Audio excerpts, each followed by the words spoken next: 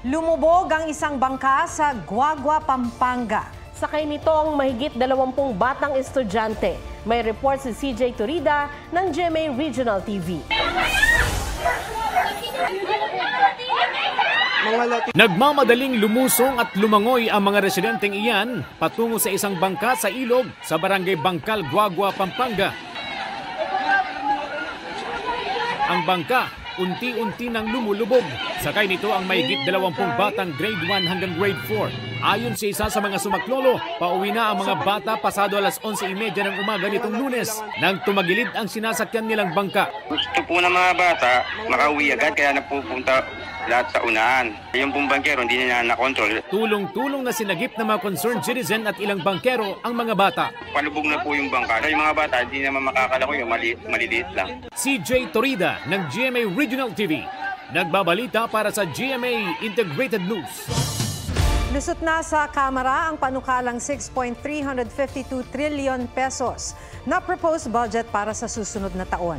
Kabilang sa mga ipinasa ang mahigit 700 million na budget ng Office of the Vice President, wala pa sa kalahati ng hinihingi nilang 2 billion pesos na pondo. Narito po ang aking report. The interpellations on the proposed budget on the Office of the Vice President is hereby terminated. Tinapos na ng Kamara ang pagtalakay sa proposed budget ng Office of the Vice President para sa susunod na taon. 733 million pesos ang inaprobahang budget ng OVP batay sa rekomendasyon ng Committee on Appropriations. Ang inalis na pondo mula sa 2 billion pesos na orihinal na hinihingi ng OVP, inilipat sa ibang ahensya. These agencies will be the one to implement this program according, Mr. Chair, to the arrangement and the mechanism that the Office of the Vice President would enter into. Pero panukala ni ACT Teachers Party List Representative Franz Castro, pondo para lang sa sahod ng mga tauhan ng OVP ang dapat ibigay. Malaki pa rin itong 733 million na ilalaan sa budget ng Office of the Vice President. Hindi natin alam kung saan gagamitin, saan ginamit yung yung pondo. Ang pinopropose ko pong budget sa Office of the Vice President ay 529,593,700. Sabi naman ni House Speaker Martin Romualdez na uunawaan niya ang pagkadismaya ng ilang mambabatas. Pero tutol daw siya sa mga mungkahing bawasan pa o kaya'y bigyan ng zero budget ang OVP. Sa manifestation ni Camarines Sur Representative Gabriel Bordado, inihambing niya ang pondong hinihingi ni Duterte sa pondo ni dating Vice President Leni Robredo na nasa 700 million pesos lang. Vice President Robredo's office was able to implement impactful, transparent programs with every peso accounted for and allocated prudently. No-show ulit kanina si Duterte o kaya sinong tauhan ng OVP sa pagsalang ng kanilang budget sa plenaryo. Duty ang pagsagot sa tanong sa budget deliberation dahil pera ng taong bayan ang pinag-uusapan dito. Hindi ito choice na pwedeng i-forgo na lang. Inaabandona na ba niya ang duty niya bilang vice-presidente? Pero sabi ng vice, kailangan ko sumagot sa 32 million na bumoto sa akin, hindi sa isa or dalawa na tao. Kaya hindi ako aalis dito. Sa budget hearing ng Senado na lang daw siya dadalo. Hindi na raw siya umaasang maibabalik pa ang tinapyas na budget ng komite sa Kamara. Nagkainitan sina Senador Alan Peter Cayetano at Senador Mig Zubiri. Kaugnay ito sa resolusyon ni Cayetano na nagmumungkahi kung saang distrito isasama ang mga Embo Barangay na inilipat sa Taguig mula sa Makati para makaboto sila ng congressman sa darating na eleksyon. May report si Mav Gonzalez. Hanggang doon na. Nag-abroad ka pa eh. Anong gusto mo? Anong gusto mo? Okay. Nagkahamunan sila Senador Alan Peter Cayetano at Senador Juan Miguel Zubiri sa sesyon kagabi. Sindak ka na sindak dito eh. Bakit? Sisigawan mo ako ng pakialam mo. Wala akong pakialam sa pumoto dun eh. Sinabi mo yun. Interest mo lang iniisip ko eh. Gusto mo ipapaigpit Sabi ko sa'yo, sabi ko, Karen, baka pwede makiusap. This is too important. Nangyari yan matapos hilingin ni Cayetano na talakayin ang inakda niyang Senate Concurrent Resolution No. 23 para sa mga Embo Barangay. Ang mga lugar na ito ay dating sakop ng Makati City pero nagkaroon ng territorial dispute at nagdesisyon ang Korte Suprema na ilipat ang jurisdiksyon ng mga ito sa Taguig City noong 2022. Wala pang batas kung saang congressional district sa Taguig magiging bahagi ang Embo Barangays. Hanggat wala yan, hindi makakaboto ng congressman ang mahigit 200,000 rehistradong botante roon sa darating na eleksyon. Para kay Cayetano, urgent na ito lalo't malapit na ang filing ng Certificate of Candidacy. This was not in the daily agenda, and this particular issue is on the disenfranchisement of these 10 Embo barangays.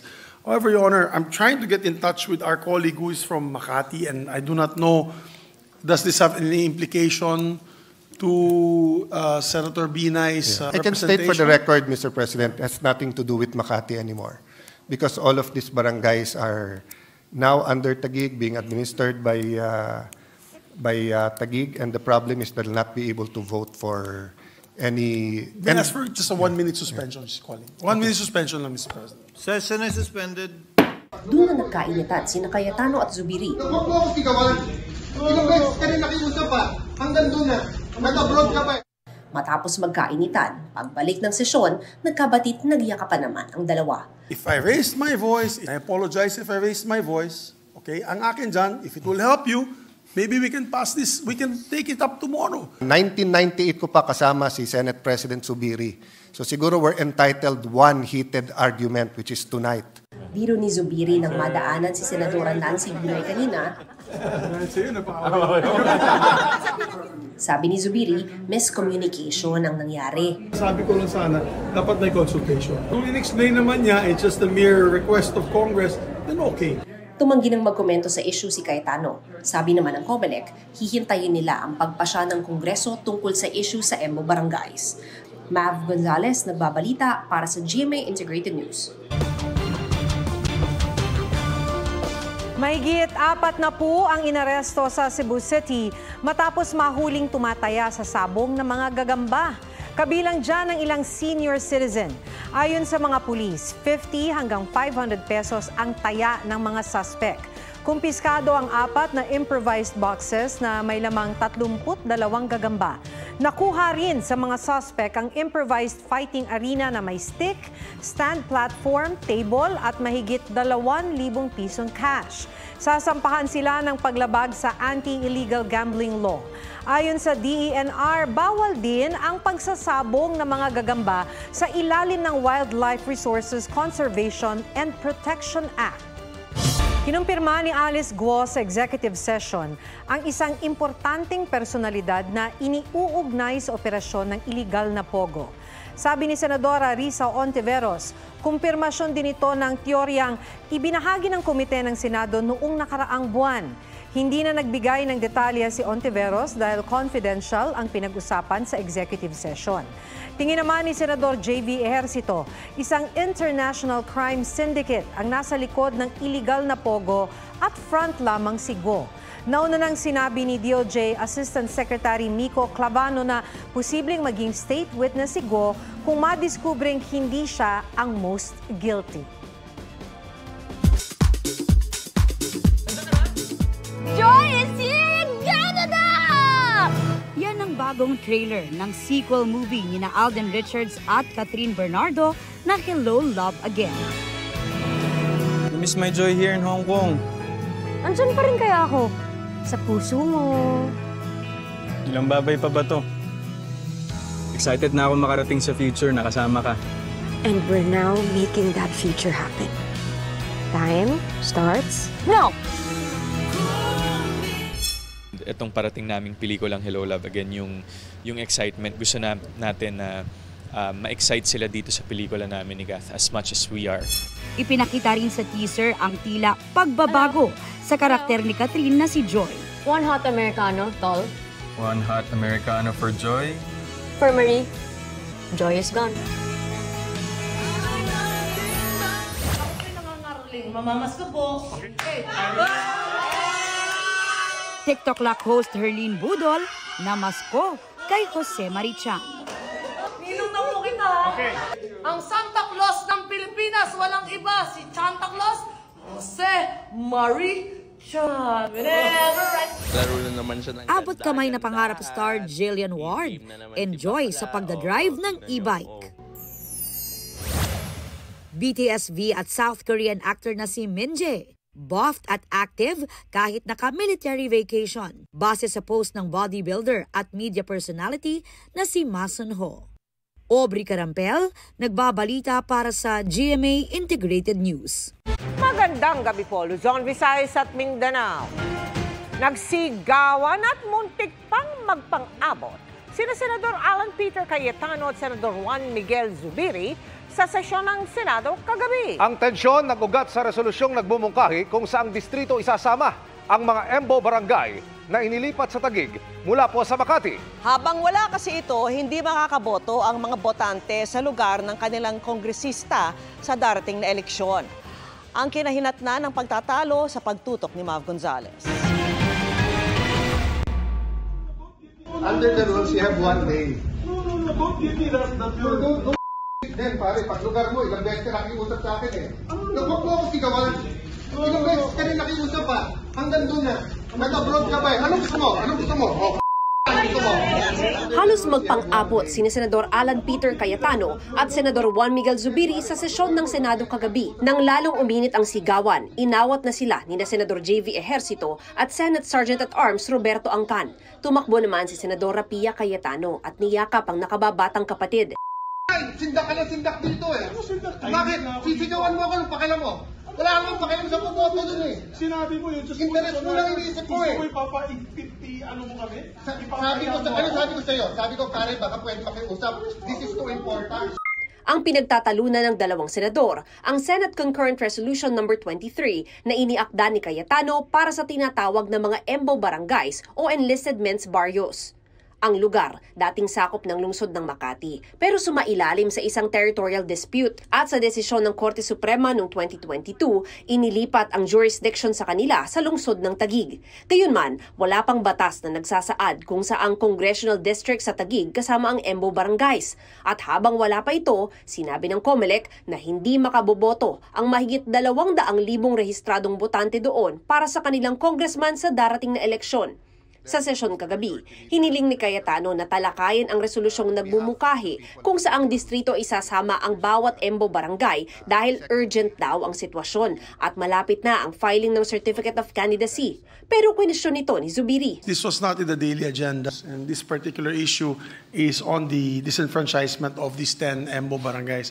However, Your Honor, I'm trying to get in touch with our colleague who is from Makati, and I do not know, does this have any implication to Senator Binay's I can state for the record, Mr. President, it has nothing to do with Makati anymore because all of these barangays are now under Taguig, being administered by Taguig, and the problem is they'll not be able to vote for any... Ask for just a 1-minute suspension, she's calling. 1 minute suspension lang, Mr. At dito na nagsimula ang hamunan at mainit na pagtatalo ng dalawa. Pagbalik ng sesyon, kalmado na ang dalawa. If I raised my voice, it's because, it didn't have to go that way, and I apologize if I raised my voice. Okay? Ang akin dyan, if it will help you, maybe we can pass this, we can take it up tomorrow. We did give due courtesy to Senator Nancy, even if this involves barangays that are no longer part of Makati, but because the chair thought it used to belong to Makati, we cleared it with her. The response was, she can confirm or deny the same tomorrow. It has nothing to do with Makati because it has everything to do with Taguig. 1998 ko pa kasama si Senate President Zubiri. So siguro we're entitled one heated argument, which is tonight. Sa huli, nagbati at nagyakapan ang dalawang senador. Inadopt na rin ng Senado ang resolusyon na hindi naman isang batas kundi naghahayag lamang ng sentimiento ng mga senador. Kanina, nakuha pang magbiro ni Zubiri nang madaanan si Senador Nancy Binay. Sabi ni Zubiri, miscommunication lang ito na naiwasan sana kung may konsultasyon sa mga senador. Nung in-explain naman niya, it's just a mere request of Congress, then okay. We already agreed with what happened. We already agreed that I think we shouldn't let our emotions run wild. Tumanggi ng magkomento sa issue si Cayetano. Pinuntahan ng GMA Integrated News ang Embo Barangay sa Taguig at nagpahayag ang mga residente roon ng pag-aasang makakaboto sila para sa kanilang kongresista. Nasanayan naman natin na tuwing butuhan may congressman. First time namin na Imbo pala walang congressman. Parang ang pangit naman. Anong pangit mo? Na hindi kami pwedeng hindi kami pwedeng bumoto ng congressman. Sabi ng COMELEC, hihintayin nila ang pasya ng Kongreso tungkol dito. Para sa GMA Integrated News, Mav Gonzalez, nakatutok, 24 oras. Tinutugis ng mga pulis ang PBA player na si John Amores matapos umanong barilin ang nakaaway niya sa basketball. Sa kuha ng CCTV, makikitang naglabas ng baril ang isang lalaking angkas ng motorsiklo at nagpaputok. Ayon sa mga pulis, nakainitan ni Amores ang isang lalaki sa basketball game sa Lumban, Laguna pasado alas 6 ng gabi. Nagkahamunan silang magsuntukan sa ibang lugar. Sakay ng motorsiklo, sinundan daw ng biktima si Amores na nakamotorsiklo rin. Pagdating sa lugar, pinaputukan daw ni Amores ang biktima na hindi naman natamaan. Huwag magpahuli sa mga balitang dapat ninyong malaman. Mag-subscribe sa GMA Integrated News sa YouTube. Sa mga kapuso abroad, subaybayan nyo kami sa GMA Pinoy TV at sa www.gmanews.tv.